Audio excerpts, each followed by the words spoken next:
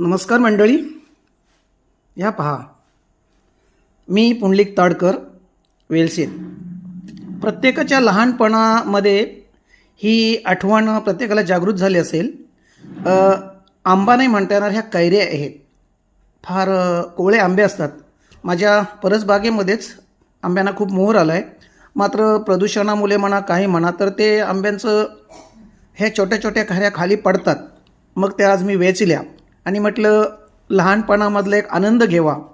तर ह्या कैऱ्या ज्या आहेत लहानपणामध्ये आपण काढायचो, त्याला मीठ मसाला लावायचा आणि त्याचा आस्वाद घ्यायचा. मी सुद्धा असाच आस्वाद घेते. हे बघा, मीठ मसाला लावलेले कैरी आहे, आंबा नाही म्हणता येणार. तर हा आस्वाद घेताना प्रत्येकाच्या तोंडाला पाणी सुटलं असेल.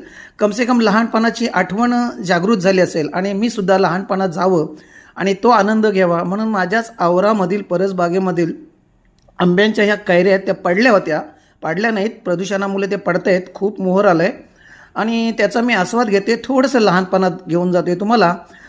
पुन्हा एकदा कुठे तुम्हाला जर अशा कैऱ्या भेटल्या तर बाजारात न्या आणि खा. पिकलेल्या आंब्यापेक्षा ह्या कैऱ्या ज्या असतात त्याच्या फोडी मसाला मीठ लावून खा.